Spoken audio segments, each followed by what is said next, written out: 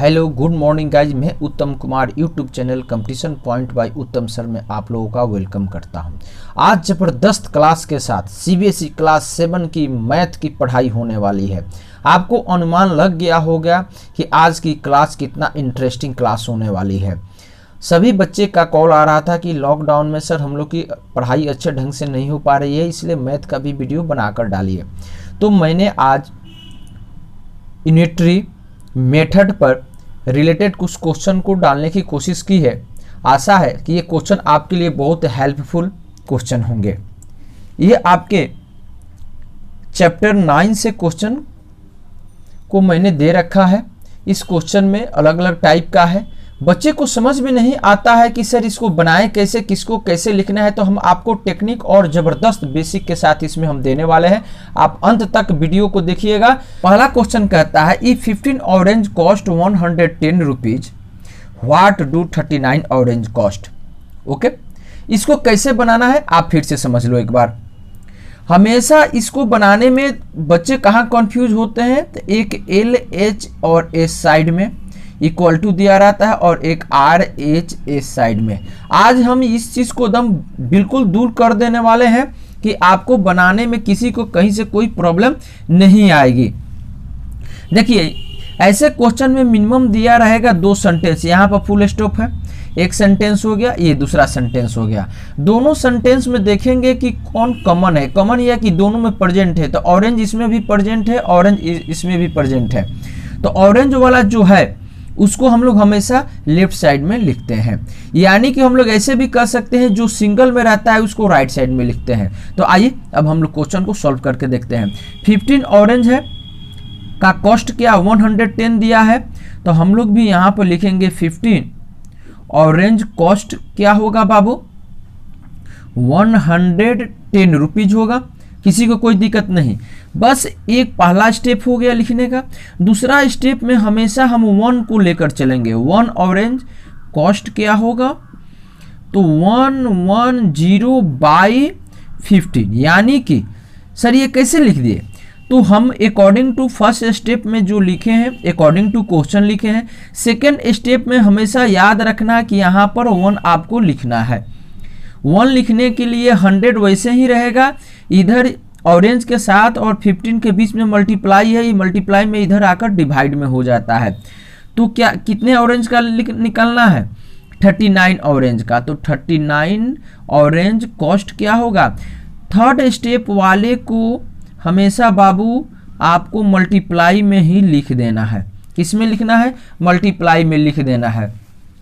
यानी कि यहाँ पर 1 वाले में जितना वैल्यू आया है उसको सेम टू सेम नीचे लिखते जाएंगे, और 39 जो थर्ड स्टेप में आएगा, इस थर्ड स्टेप को हमेशा मल्टीप्लाई में लिखेंगे। कब, जब 1 वाले कंडीशन लेकर चलेंगे तब। सबको समझ में आ रही है। इसको कैलकुलेशन करिएगा, यानी कि ये मल्टीप्लाई में 110 इंटू 39 है। ये 39 ऊपर वाले के साथ है। हम लोग जानते हैं नीचे से ऊपर में हमेशा डिवाइड लगता है। आप कैलकुलेशन कर लीजिएगा, आपका आंसर आ जाएगा 286। कितना आ जाएगा 286। ये रस था यानी कि रुपया था, इसको भी रस रुपया में आंसर दे देंगे। बताइए तो किसी को कोई प्रॉब्लम। कितना ज़बरदस्त, कितना मस्त क्वेश्चन, कितना बढ़िया सॉल्यूशन आप लोगों के लिए। अब आइए नेक्स्ट क्वेश्चन आप लोगों के लिए हम देते हैं। आप लोग इसको बना करके कमेंट बॉक्स में जरूर दीजिएगा। चलिए, ये क्वेश्चन है if the cost of 9 toys is 333 rupees find the cost of 16 such toys. इस प्रकार के 16 टॉयज का आंसर बताना है आपको।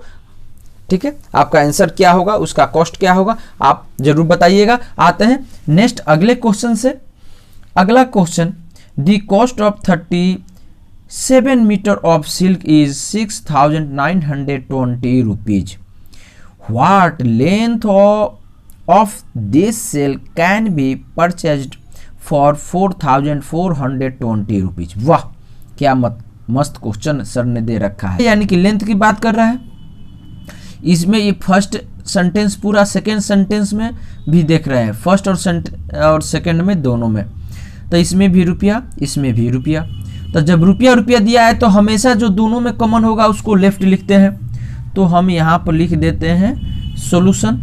ये सॉल्यूशन क्या होगा, तो लेफ्ट में लिखेंगे 6920, ठीक है 20, ये क्या है, रस है, रुपीज है। इतना में ये कितना मीटर का कॉस्ट है, तो 37 मीटर का कॉस्ट है। तो फिर हम बताएं ऐसे क्वेश्चन में आपको 1 रुपया का निकाल लीजिए, 37 बाई ये यहाँ पर मल्टीप्लाई में, इधर आकर डिवाइड में हो जाएगा। अब ये 4420 रस है, देखो ये के साथ लिखिए तो रस है तो रस को इधर लिख देते हैं। 4420 का कितना होगा, तो अब एक बात बताइए, अब हमेशा हमने ऊपर वाले में भी बता रखा है, बताता आ रहा हूँ कि थर्ड स्टेप को हमेशा मल्टीप्लाई में लिखना है। तो यहाँ पर भी ये थर्ड स्टेप है, इसको आप कहाँ रखिएगा, मल्टीप्लाई में लिखिएगा। तो same to same right side वाले को हम लिख देंगे, कोई दिक्कत, और मल्टीप्लाई में इसको दे देंगे 4420, ठीक है। तो ये जो मल्टीप्लाई में है ये नीचे वाले के साथ नहीं होगा, ये ऊपर वाले के साथ हमेशा मल्टीप्लाई में होता है। अब आप इसको कैलकुलेशन 0 से 0 काट दीजिएगा, नीचे से ऊपर डिवाइड लगता है तो उस तरह आप करके, और आपका जो भी आंसर यहाँ पर आएगा डिवाइड करने के बाद, कैलकुलेशन करने के बाद 26 मीटर। क्यों, क्योंकि यहाँ पर लेंथ पूछा जा रहा है, तो लेंथ को हम लोग मीटर में मेजर करेंगे। यही हम लोग का आंसर। किसी को भारी लग रहा है, बहुत मस्त है ना, कोई दिक्कत नहीं है, बस इसको 1-2 बार बनाओ, टोटल आप चैप्टर बना लोगे, ठीक है ना। ट्रेवलिंग कर रहा है 900 किलोमीटर से ट्रेवलिंग कर रहा है, जिसका कॉस्ट कितना है 2520 रुपीज, ठीक है 20 रुपीज हो गई। अब बात आप बताओ बाबू कि what would be the fair for a journey of 360 kilometre. 360 kilometre का जर्नी का भाड़ा कितना होगा, जबकि पहले दे रखा है कि 900 किलोमीटर का कॉस्ट इतना हो गया, तो पूछ रहा है कि 360 किलोमीटर का वो भाड़ा कितना हो गया। When a person travel by the same classes, यानी कि अब आप कंफ्यूज मत होना, ये अगर ट्रेन की बात करता है, रेल की बात करता है, तो उसमें किस क्लास में जा रहा है, जनरल में जा रहा है कि स्लीपर में जा रहा है कि एसी में जा रहा है, तो आपको नहीं सोचना है।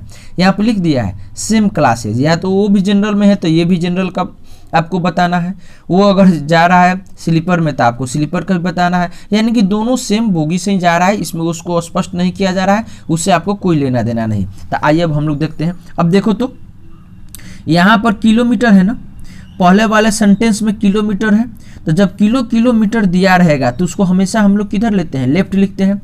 अब हम लोग आते हैं क्वेश्चन पे। 900 किलोमीटर की दूरी तय करने में कितना रुपया लग रहा है, 2520। बात समझ में आ गई, रस यहाँ पर लिख देते हैं। अब कहता है, तो हमेशा हम लोग बताए हैं कि हमेशा इस क्वेश्चन को बनाने में 1 लेकर आप लोग जरूर बनाइएगा। तो 1 किलोमीटर की दूरी तय करने में कितनी रुपया की जरूरत पड़ेगी, तो इसके लिए 2520 बाई यहाँ पर जितना रहता है उसको नीचे लिख देते हैं। वाह क्या बात है सर। अब क्या दिया है, कितना किलोमीटर को लिखना है, 360 किलोमीटर की यात्रा करने में उसको कितना खर्च आएगा, तो जो राइट साइड में है उसको सेम टू सेम हम लोग लिख देंगे, किसी को कोई दिक्कत नहीं है। इसको हमेशा थर्ड स्टेप को हम लोग मल्टीप्लाई में दे देते हैं। जब मल्टीप्लाई में इसको हम लोग लिखेंगे तो ये भी आ जाएगा। कैलकुलेशन कैसे करिएगा, ये ऊपर वाले के साथ है, नीचे से ऊपर में डिवाइड देते हैं। देखो तो 1 0 से 1 0, 1 0 से 1 0 काट देते हैं, 9 से इसको काटिएगा 4 टाइम में जाएगा, इसको मल्टीप्लाई कर दीजिएगा, आपका जो आंसर आएगा वो आंसर कितना हो जाएगा, देखो तो फटाफट 1008 रुपया। बात समझ में आ रही है कि नहीं। सभी बच्चे यहीं पर कंफ्यूज होते हैं, किसको लेफ्ट लिखे किसको राइट लिखे। तो जो अधूरा है, जैसे मैं यहाँ पर रुपया दे रखा है, और फिर यानी कि आप ऐसे समझिए ना, एक तो ये तरीका जो दोनों में कॉमन दिया है उसको हमेशा लेफ्ट लेकर चलेंगे, उसको फाइंड करने की बात कहे उसको हमेशा राइट साइड में लिखिएगा। बात समझ में आ गई। तो यहाँ पर RS दे दिया है, रुपीज़ दे रखा है, तो इसको हम लोग राइट साइड लेकर चले, क्योंकि आपको यहाँ पर वो जर्नी का भाड़ा पूछ जा रहा है, वो भाड़ा जो होगा वो रुपीज़ में होगा, इसलिए हम लोग रुपीज़ को जिसको निकालना रहता है राइट लिख लेते हैं। आज एक्सरसाइज का टोटल क्वेश्चन हमारे स्टूडेंट सभी बना सकते हैं। हमारे इस वीडियो को बार बार पॉज करके ज़रूर देख लीजिएगा, खुद से बनाइएगा। आपको ये मेरा वीडियो अच्छा लगता है तो लाइक, सब्सक्राइब और शेयर इतना करो कि सारे बच्चे इसे पढ़ सके और लाभ उठा सके। Okay, thanks.